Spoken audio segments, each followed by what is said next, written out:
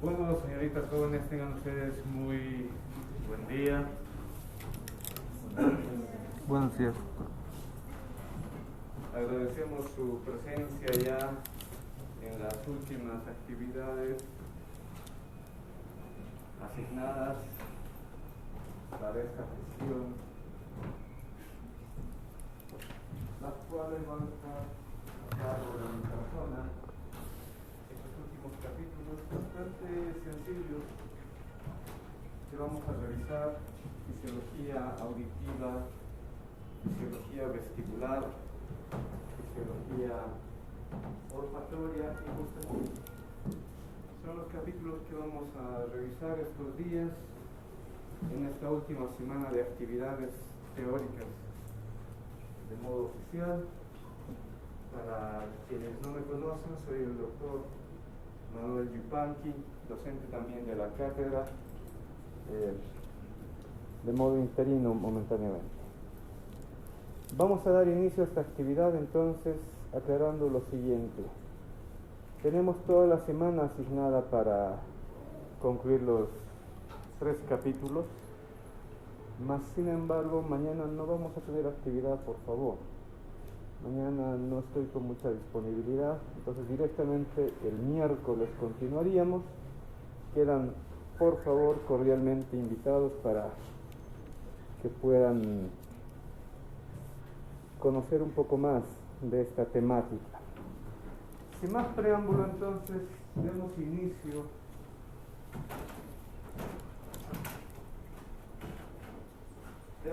a la clase. No es muy compleja, repito. ¿Qué es la fisiología auditiva? ¿Cómo vamos a entender nosotros a la fisiología auditiva?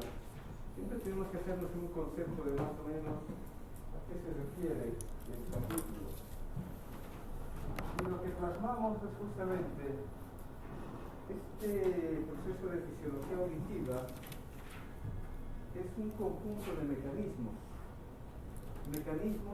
físicos que lógicamente después se transforman en mecanismos químicos. ¿Ya? Estos mecanismos son de carácter biofísico y los mecanismos químicos pasarán a transformar este mecanismo biofísico a un proceso neural, químico. Ya sabemos más o menos cómo trabajan las neuronas en general, el tema de la despolarización y otros aspectos importantes que cumple cada tejido en realidad, pero en este caso las neuronas, al cambiar su polaridad, generan un estímulo eléctrico, un impulso eléctrico. Entonces, en el sentido de la audición,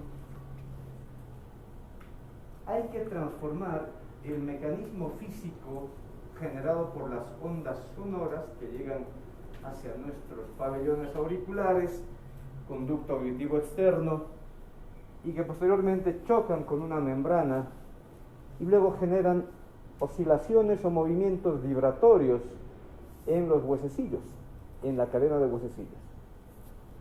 Y eso luego se tiene que reflejar todavía aún como mecanismo biofísico en un líquido que se encuentra inmerso en el espesor del oído interno, en el espesor del peñasco del temporal. Una serie de conductos labrados donde este líquido va a ser el que continúe la transmisión y la información hasta que finalmente entre en contacto con fibras nerviosas. Pero primero, lógicamente, tiene que activar a ciertos receptores. Los receptores que vamos a ver posteriormente se conocen como las células ciliadas. Y estas células ciliadas son las que finalmente van a transmitir o activar a una o varias neuronas, lógicamente, para que se genere la información auditiva y lleve este estímulo hasta la corteza temporal. Para ser específicos, recordarán ustedes desde la anatomía, tenemos que dirigir esa información hasta el giro temporal superior, a los llamados giros transversos de Helsch. área 41 de Brodmann, centro primario de la audición. Hasta ahí tiene que llegar esa información. Entonces se analiza, se reconoce este estímulo auditivo, pero una particularidad del oído interno y de la vía vestibular, de hecho, es que se parecen bastante. Es más, ambas informaciones, audición por un lado, estática, no olviden que tenemos dos tipos de estática. La estática, o en realidad el equilibrio estático, para ser más correcto, y el equilibrio dinámico. Ambos componentes, ambos estímulos se dirigen, primero, inician de un modo similar, porque ambos comparten receptores del mismo tipo, células ciliadas. Lo mismo va para el oído o la vía auditiva y lo mismo va para la vía vestibular. Y la información y la transmisión del impulso eléctrico también es de modo similar. Basta con activar a la célula ciliada, que es el receptor, y esta activa a su neurona respectiva y lleva el estímulo. Otro carácter que comparten la vía auditiva y la vía vestibular: comparten la misma vía de transmisión nerviosa. De una manera macroscópica, más anatómica de hecho, sabemos que es el octavo par, el nervio vestíbulo coclear, encargado de llevar ambos estímulos, audición y equilibrio. Si bien la audición es muy relevante, el estado de equilibrio también es fundamental para toda la actividad de cada persona, del organismo humano. Por ende, la vía vestibular no se queda simplemente en la transmisión de la información del equilibrio, dónde está cada segmento del cuerpo, y para ser más específico, dónde está situada la cabeza y cómo está situada la cabeza, sino que tiene que trabajar de un modo conjunto, mediando diferentes procesos, sobre todo de carácter muscular. No olviden que para tener un equilibrio, tanto en estática como en dinámica, tenemos que sí o sí activar diferentes grupos de músculos. En algún caso estaremos activando grupos agonistas, ¿ya? Que habitualmente son los flexores, pero en otro momento necesitamos solamente estimular a los antagonistas, que habitualmente son los extensores. Bueno, entonces, como ya hemos hecho esta pequeña introducción, tanto la vía auditiva como la vía vestibular comprenden una gama de procesos de transformación de mecanismos biofísicos en estímulos eléctricos. Vamos a empezar con la vía auditiva. Este es un recuerdo anatómico.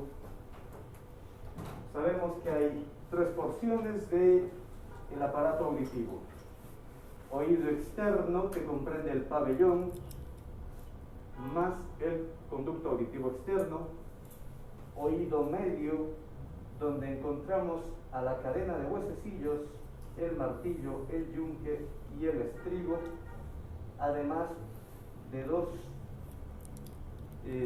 membranas situadas en sentidos opuestos: por un lado la membrana timpánica y por otro lado la platina del estribo, que chocará finalmente, en un momento vamos a ver cómo se transmite la información, choca finalmente con el líquido del espacio perilinfático, o del espacio, para ser también correcto, del espacio vestibular, porque vamos a ver enseguida que en el oído interno, recordarán ustedes esto también de anatomía,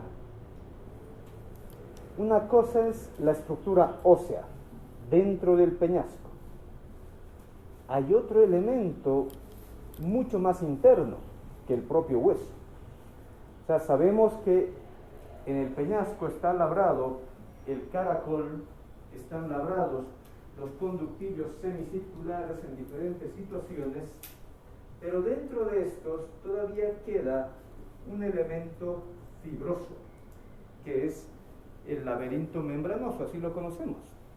Y ese laberinto membranoso es donde se asientan los receptores.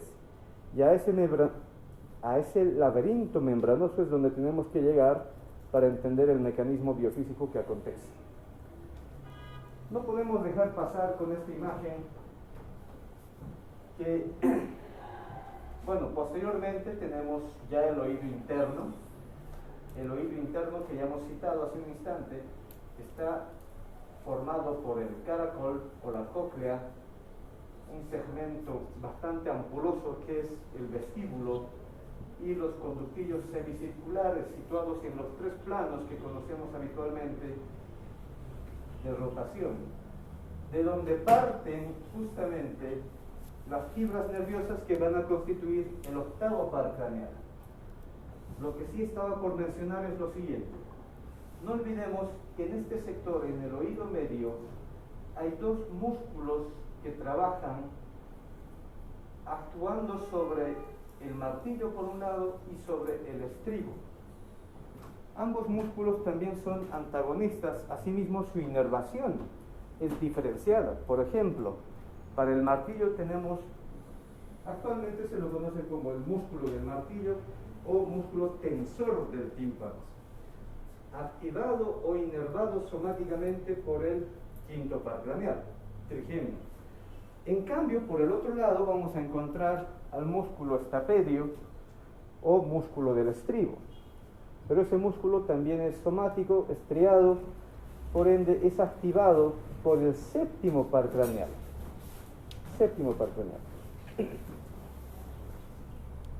Ya vamos a ver en un instante cuál es la actividad que generan estos dos músculos, es importante.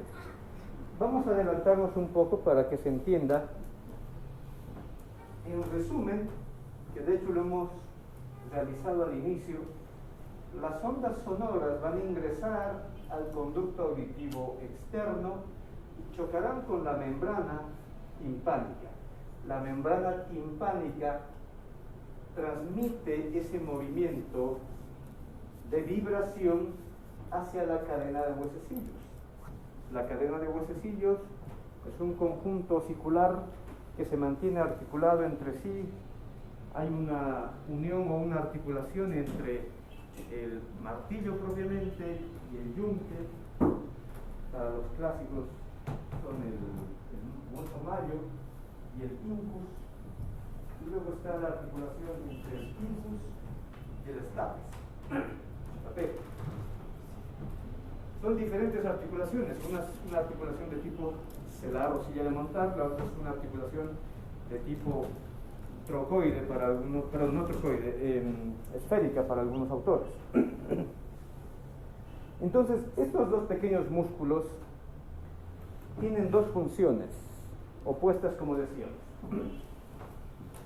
Primero, el músculo tensor del tímpano se ubica en un pequeño conductillo o canal situado hacia la parte anterior de la cavidad timpánica.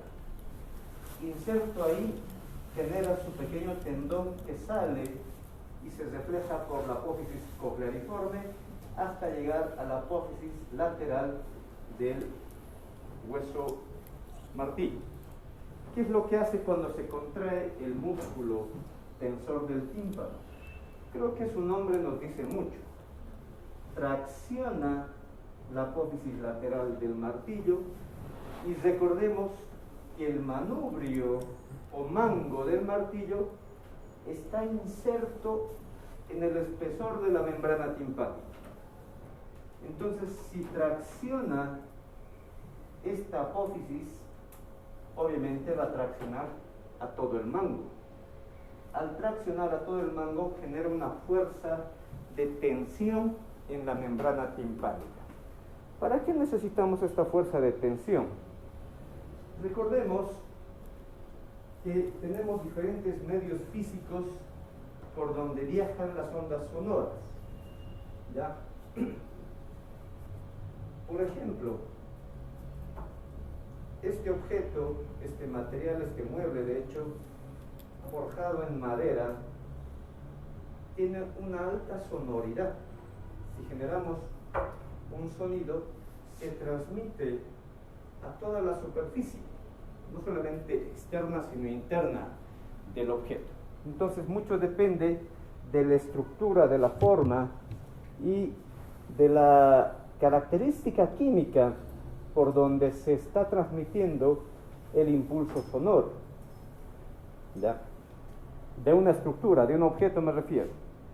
Es decir, hay medios, hay estructuras, como por ejemplo el propio hueso, los propios huesos de la cabeza, representan una vía de transmisión de ondas vibratorias.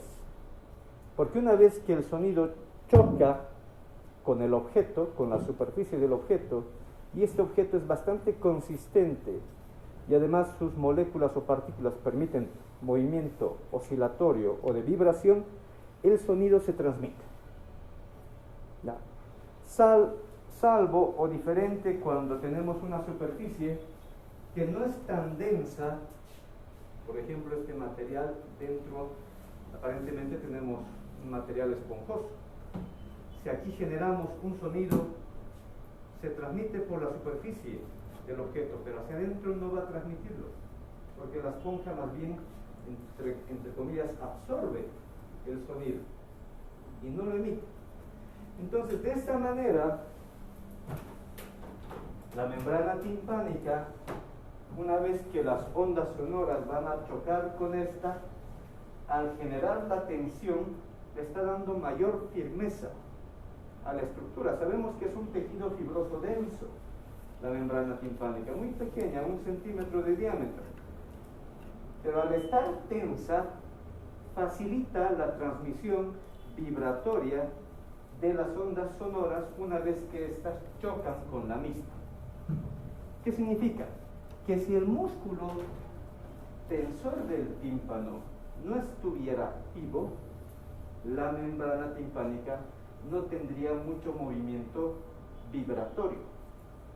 Por ende, la información emitida en este caso por las ondas sonoras se transmiten muy poco y en algún caso se pueden anular. ¿Cuándo se logran anular? Cuando este otro pequeño músculo se activa. No lo notan al músculo porque está dentro de esta estructura que de seguro lo han visto en oído interno, en anatomía. Esa estructura se conoce como la pequeña pirámide, la pirámide timpánica. En el espesor de esa pirámide encontramos un conductillo.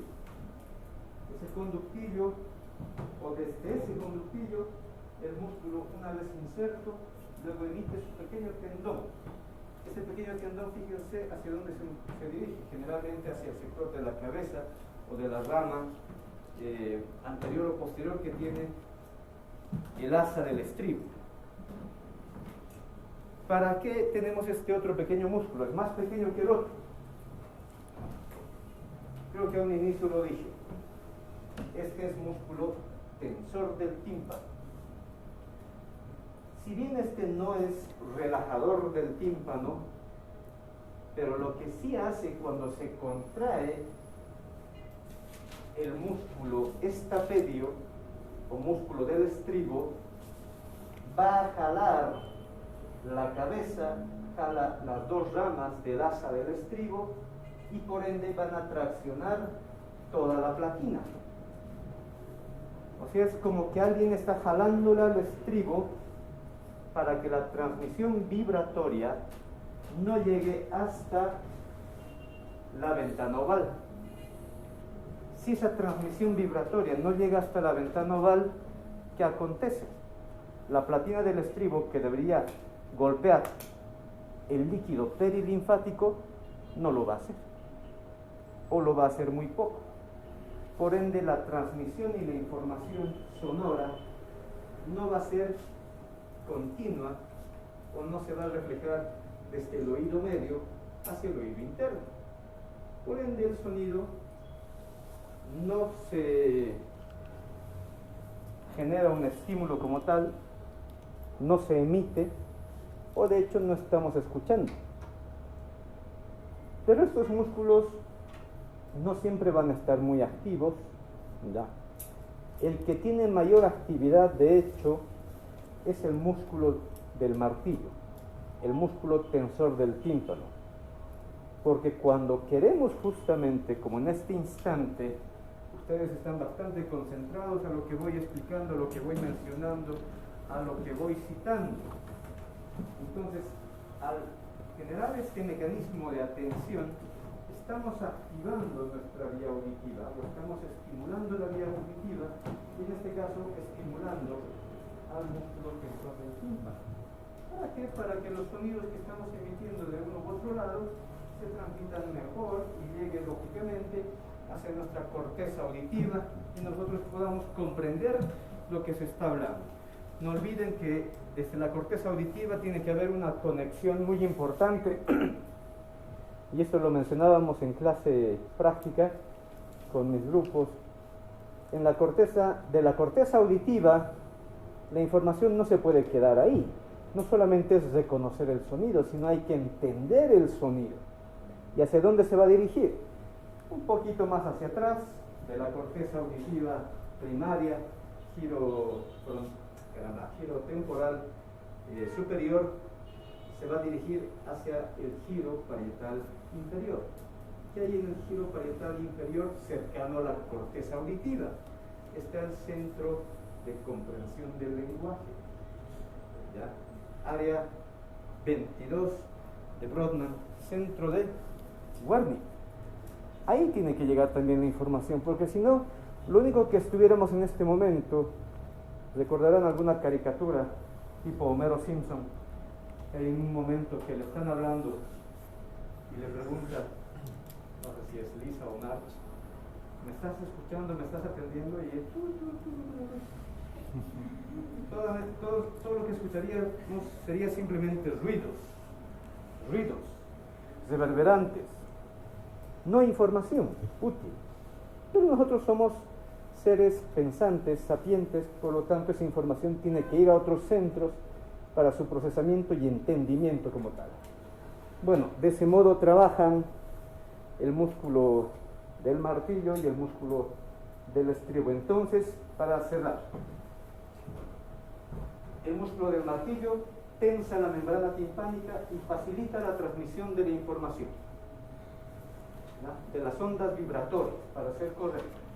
En cambio, el músculo del estribo, que está aquí un poco amplificado, el músculo del estribo más bien limita que las ondas vibratorias se transmitan hacia la ventana oval. No olviden, por último, que la platina del estribo no se puede alejar de la ventana oval. Está teóricamente adherida a través del llamado ligamento anular. Entonces no se va a separar de la ventana oval. Lo único que va a ocurrir es que no se va a transmitir la información vibratoria. No va a hacer esto la platina. Tiene que hacer este choque, este golpeteo tiene que hacer la platina del estribo sobre el líquido perilinfático. Bueno, esto es otro recuerdo anatómico rápido. Dentro del oído interno, dentro de la estructura ósea, está el tejido fibroso que hace un rato mencionábamos.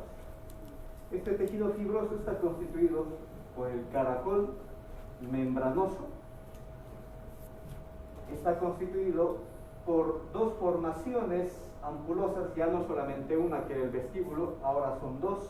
Tenemos por un lado el utrículo y tenemos por otro lado el sáculo.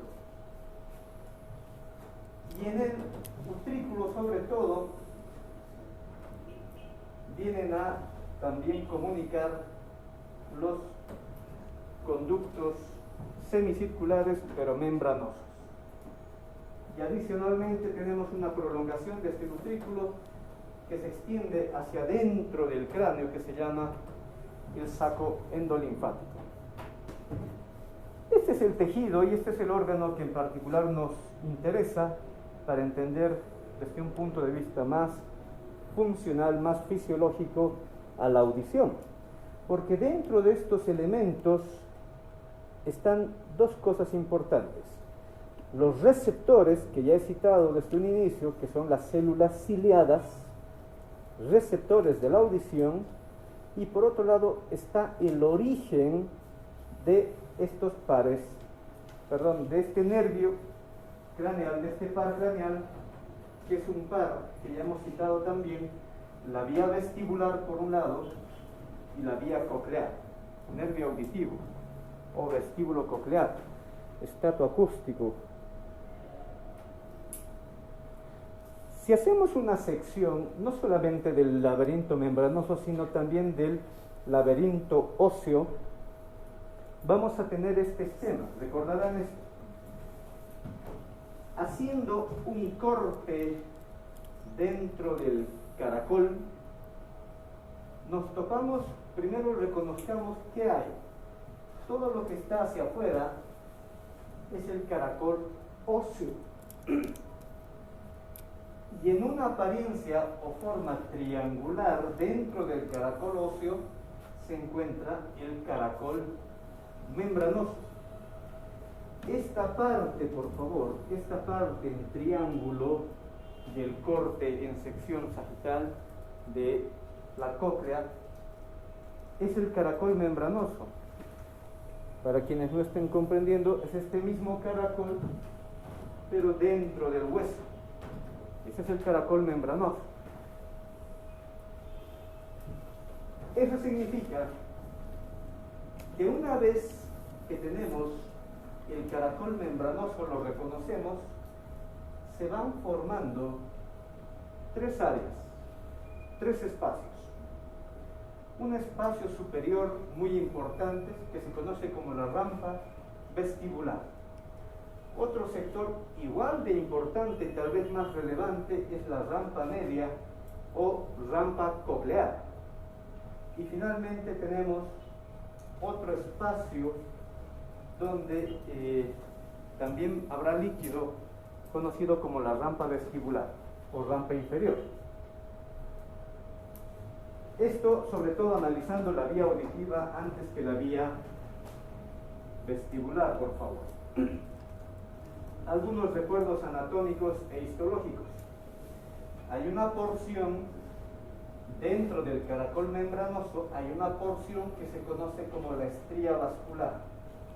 La estría vascular es muy importante para nosotros y en adelante vamos a ver que es necesario recordarla. ¿Por qué? Estos espacios no son huecos. No estamos otra vez en anatomía. En anatomía sí los vamos a ver secos o probablemente húmedos por el tema de que están fijados en formol. Esa es otra historia. En nosotros, en cada uno de ustedes, estos espacios están rellenados por líquido. Y tenemos dos líquidos en específico que hay que distinguirlos. En la rampa vestibular y en la rampa timpánica transita el mismo líquido. Ojo, es el mismo líquido, porque no olviden que solamente este pequeño segmento triangular es el laberinto membranoso. El laberinto membranoso. O sea, esto es hueso, y aquí queda un espacio osteofibroso. Aquí lo mismo, otro espacio osteofibroso. En cambio, aquí el espacio es netamente fibroso. Y por ende se puede diferenciar los dos tipos de líquido. Por este espacio y este espacio discurre el líquido perilinfático. Lo importante de este líquido perilinfático es que tiene una alta concentración de sodio. De hecho, se asemeja a la concentración de sodio que tiene el plasma. Se asemeja, o sea, más o menos entre 140.000 equivalentes. Líquido perilinfático. Pero el espacio que tenemos acá, la rampa media, rampa coclear, ya no es el mismo líquido. De hecho, la estría vascular nos ayuda bastante a cambiar, sobre todo la composición química de este otro líquido. Por ende, se lo diferencia. Se conoce como el líquido endolinfático. ¿Y cuál es la característica del líquido endolinfático? El líquido perilinfático era rico en sodio, bajo en potasio por lo mismo. Ahora, el líquido endolinfático es rico en potasio y bajo en sodio. Evento o circunstancia importante de recordar, porque gracias a esta concentración sabemos que se puede o no generar actividad neural. ¿Ya? ¿Por qué se sobrecalentó? ¿Quién se apagó? Ah, ya sé qué pasa. Caramba. Sí. Muy su contacto esto.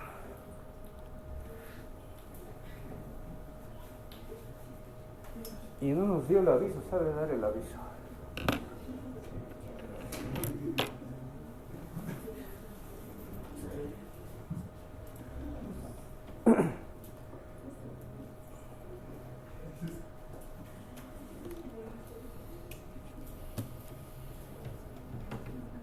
Bueno, hasta acá, como se estarán dando cuenta, la mayoría de los aspectos que hemos ido revisando son más anatómicos, son recuerdos que de seguro ya lo tenían en mente, o algunos también están probablemente recién conociéndolos, pero nada que sea difícil de comprender. Dos consultas. Primero, hasta aquí, ¿algún comentario, alguna pregunta, alguna cuestión? ¿O estamos siendo claros?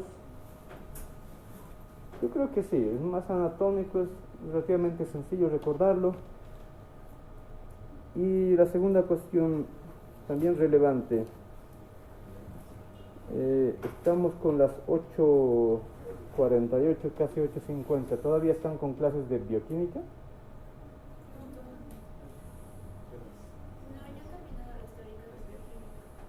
Ah, ya, por lo menos para cerrar en hora, o sea, para cerrar estos últimos 10 minutitos más. Y como les indicaba ya un inicio, repito, para los últimos que han ido llegando, por favor, mañana no va a haber actividad teórica de fisiología. Todavía a cargo de mi persona. Nos vemos directamente el día miércoles, por favor, misma hora. Bueno, entonces, para no extendernos, vamos a cerrar con lo que queda, obviamente, de tiempo, para ser justos. Volvamos entonces. Entonces decíamos, aquí hay una alta concentración de sodio, pero baja concentración de potasio. Aquí hay una alta concentración de potasio, pero baja concentración de sodio, entre otros elementos. Al recordar otros detalles histológicos que también son necesarios para entender la mecánica y la biofísica de la audición, tenemos diferentes componentes ya dentro de la rampa media, dentro del caracol membranoso. Por ejemplo, tenemos esta estructura que no es muy densa, conocida como la membrana de Reissner. Tenemos otra estructura que es un poco más densa, pero aún así todavía flexible, que es la membrana basilar. Ligamentos que nos ayudan a adherirse al resto de el laberinto óseo, el ligamento espiral, todo ese sector. Y este último componente que es muy importante. De hecho lo conocen, lo han citado en otro momento de seguro, en histología también lo hacen. El órgano de Corti, el órgano de la audición. Ahí nos vamos a centrar en unos instantes de cómo está constituido el órgano de Corti y cuál es la actividad que se genera. Para recordar, simplemente vamos a mencionar lo siguiente. Hay un sector, ya, donde la estructura histológica es bastante densa, mucosa y proteica, o sea, mucoproteica, y donde se asientan las llamadas células ciliares, los receptores auditivos. Y estos receptores auditivos, muchos están anclados a esta otra estructura también densa, mucoproteica, que es la membrana tectónica. estos elementos pertenecen al órgano de Corti y además no podemos olvidar que las fibras nerviosas justamente van a conectar con estas pequeñas células. Hay dos grupos de células que en un instante vamos a detallar: las células ciliadas externas y las células ciliadas internas. Y de ahí parten las fibras nerviosas para constituir el nervio auditivo, sobre todo la porción coclear. Pero no olviden que toda fibra nerviosa tiene que tener un centro de ubicación. En este caso, para la vía coclear, para la vía auditiva, es el propio ganglio espiral o ganglio de Corti. Ahí está la neurona y desde ahí está emitiendo justamente una prolongación que conecta con las células ciliadas.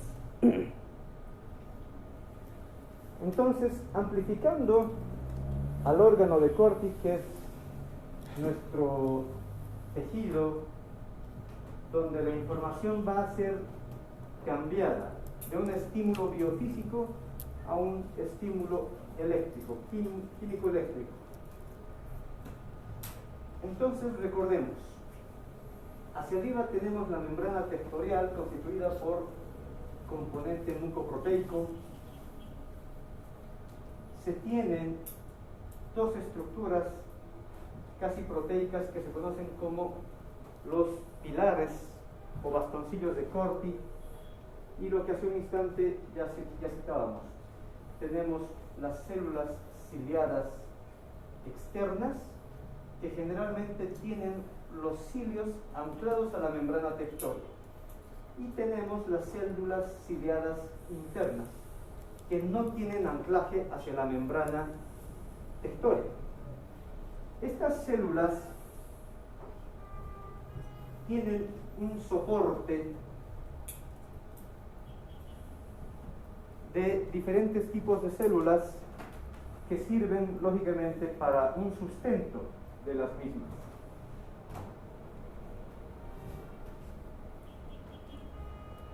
¿Cómo viene el trabajo? Sin olvidar que tenemos acá células también de carácter un poco más fibroso que pertenecen o forman la membrana basilar. Pero recordad por último que hace un momento también hemos citado, por encima, más hacia arriba, está la membrana de Reiter y esta otra es la membrana basilar.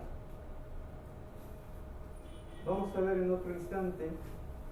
Estas dos estructuras son bastante flexibles, sobre todo la membrana de Reiter. Es muy delgada, es una capa muy fina, por lo que nos dice la teoría. ¿Para qué tenemos que entender esto? La membrana de Reissner es la que va a generar movimiento ondeante. Pero ¿de dónde viene ese movimiento ondeante? Vamos a hacer un pequeño retroceso. La platina del estribo unida a la ventana oval tiene que hacer este movimiento de golpeteo. Y al realizar este movimiento de golpeteo sobre el líquido perilinfático se generan ondas, o si gustan, olas, porque es líquido. Ese líquido va a viajar en este espacio, que es la rampa vestibular, o en este otro espacio, que es la rampa timpánica. De hecho, no olviden, por anatomía, histología y ahora mismo recordando en fisiología, las dos rampas, timpánica y la vestibular, o sea, la superior y la inferior, se conectan en un punto, o sea, continúan. El área se conoce como el helicotrema. ¿Ya? Es el punto de continuación. ¿Dónde se ubica más o menos esto? En el vértice del caracol, porque no olviden que el caracol son como 2 vueltas y media que da, y la puntita justamente es el centro de comunicación entre las dos rampas, entre la superior y la inferior. Entonces ahí el líquido continúa, del líquido perilinfático de la rampa vestibular continúa con el líquido de la rampa timpánica. Entonces, si tenemos la membrana de Reissner por encima y el líquido empieza a ondear, la membrana de Reissner ondea y al generar ese movimiento de ondas, el líquido, porque aquí alrededor hay un espacio líquido endolinfático, ahora también va a ondear. Y el ondeamiento del líquido endolinfático hay dos vías, lógicamente.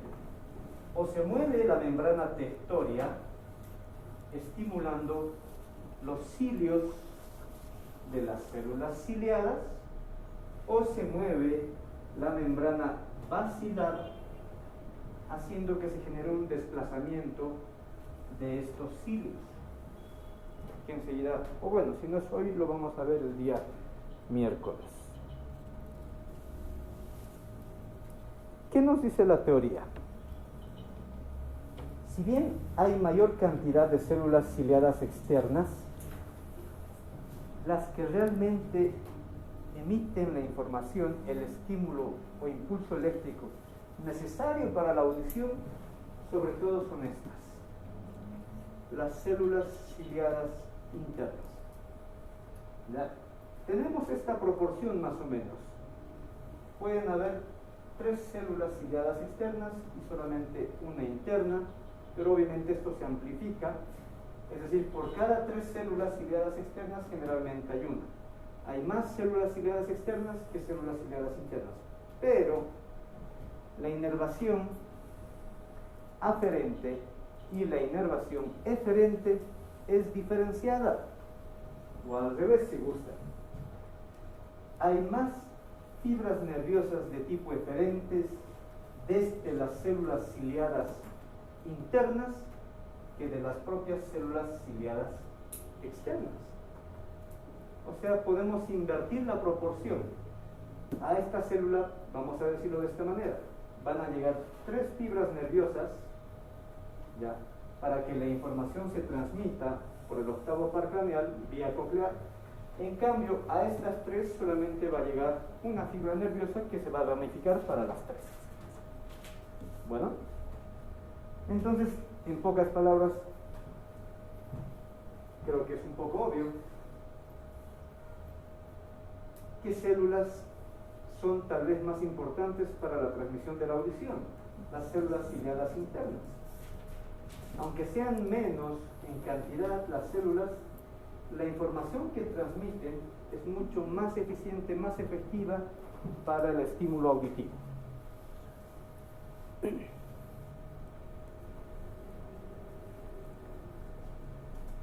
Si bien esto es el órgano de Corti, órgano sensorial auditivo, ahora esta estructura, que también probablemente ya la conocen, son los receptores para la vía vestibular.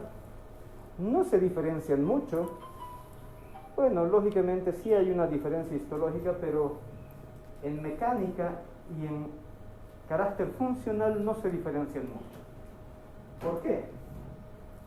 Primero, hay células ciliadas. Aquí están mejor apiladas, mejor agrupadas. Hay células ciliadas. Por un lado, hay fibras nerviosas, pero esto ya no pertenece a la vía auditiva, sino esto va a pertenecer a la vía vestibular.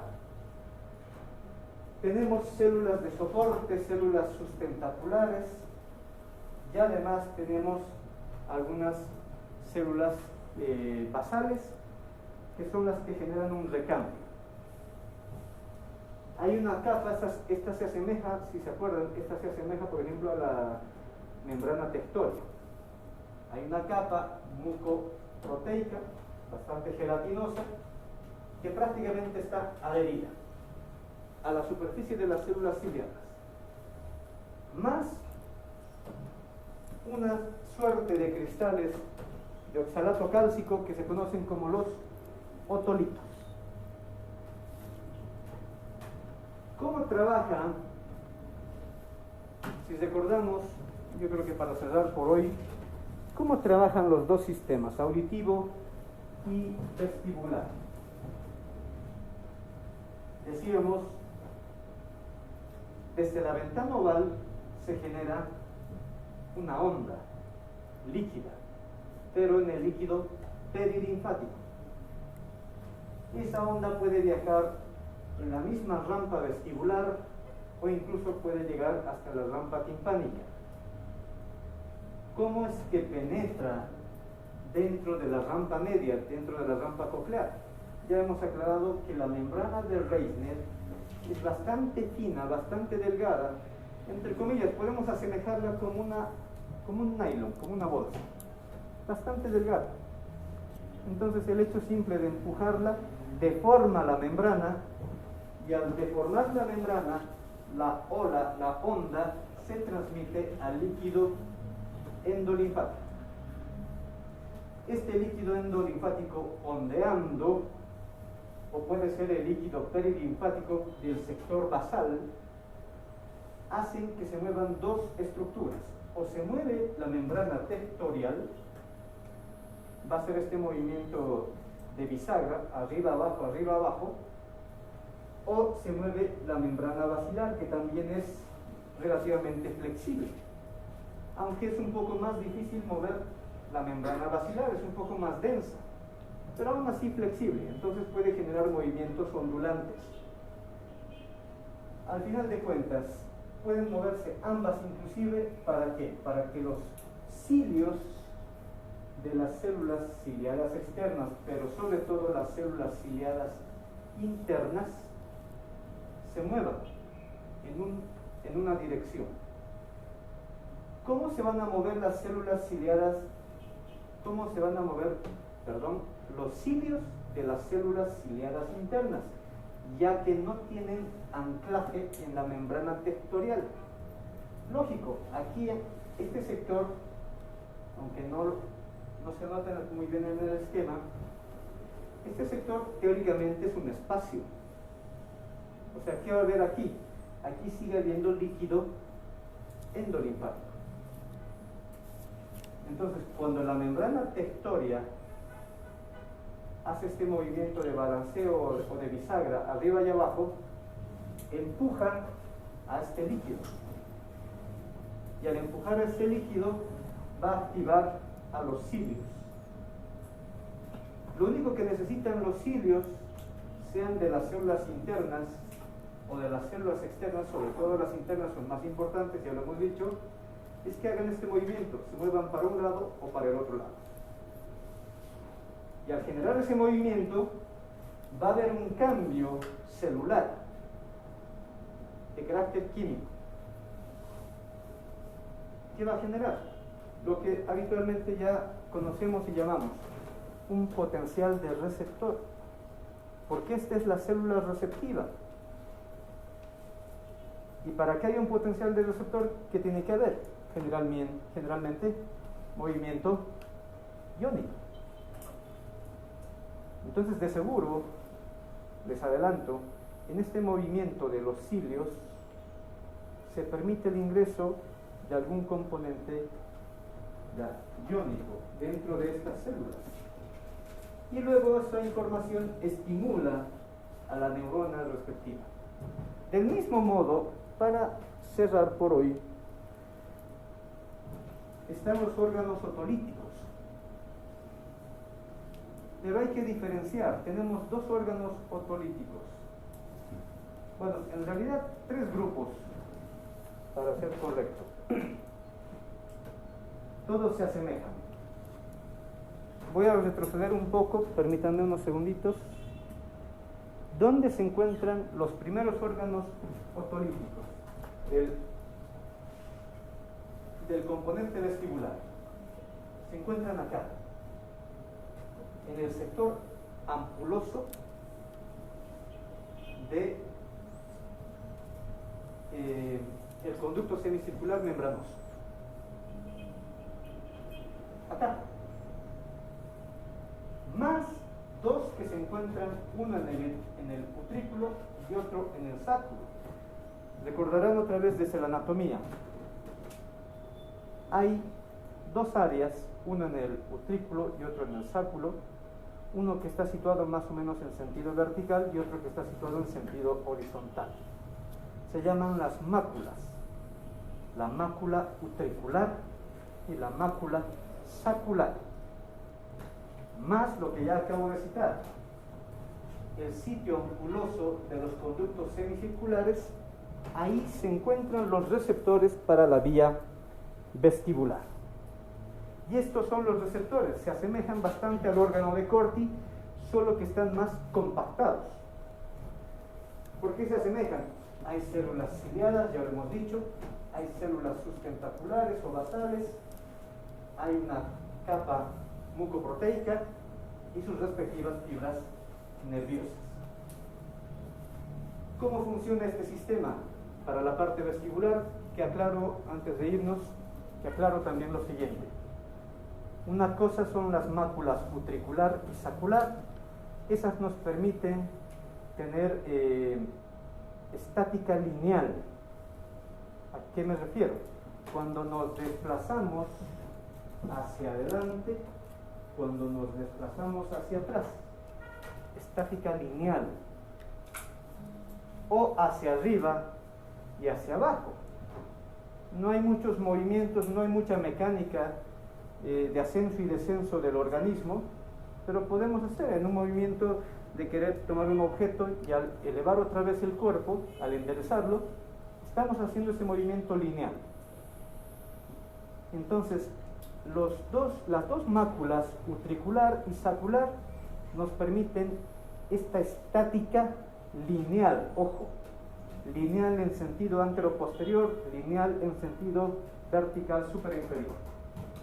En cambio, estas crestas ampulares, porque así se conocen, las crestas ampulares de los conductos semicirculares nos permiten la estática en rotación, y en específico es de la cabeza. Bueno, de hecho, todo esto que estoy mencionando, de esta última parte, es de la cabeza, no es del cuerpo.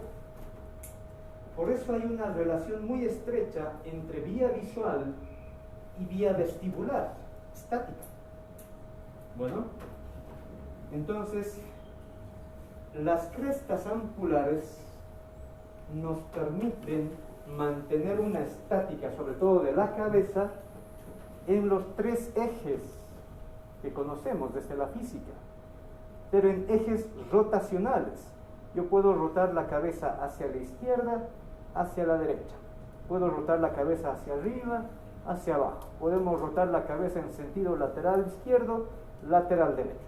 En los tres ejes nos permite reconocer los estímulos correspondientes de situación y posición de la cabeza, que luego, repito, tiene que haber una conexión con diferentes centros motores, como por ejemplo los músculos extensores de la cabeza, músculos de la nuca, músculos extensores de la columna, de la pelvis, entre otros.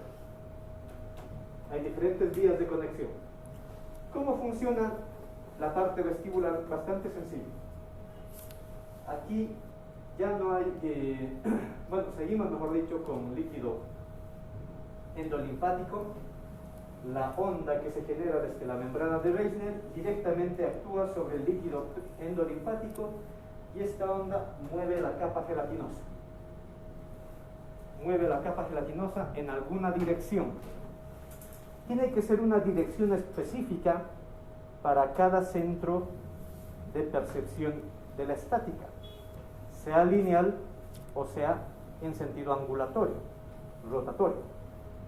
Tiene que ser en un sentido, porque si se desplaza el líquido en otro sentido, lo vamos a aclarar esto el día miércoles, no se va a generar potencial de acción, de hecho más bien puede generar confusión. Por eso muchas veces aparecen mareos, cuando generamos algún movimiento que no es compensado rápidamente. Pero yo creo que la mecánica es fácil de entender. Se mueve la gelatina hacia un sector, hacia un lado, y los cilios se van a mover en dicha dirección. Ese movimiento de los cilios apertura canales iónicos, ingresan dichos iones y se genera la despolarización del receptor. Esa despolarización del receptor luego tiene que ser cambiada a una despolarización neural. Y pare de contar. Similar a lo que ocurre en la vía auditiva. Yo creo que hasta acá, jóvenes, señoritas, alguna... sí, nos hemos extendido más de lo que debíamos. ¿Alguna consulta? ¿Algún comentario? Repito por última vez, la clase, por favor, directamente el día miércoles. Mañana no vamos a tener actividad. Luego miércoles, jueves y viernes normal. ¿Listo? Muchas gracias por su atención, por su presencia. Hasta el día miércoles entonces.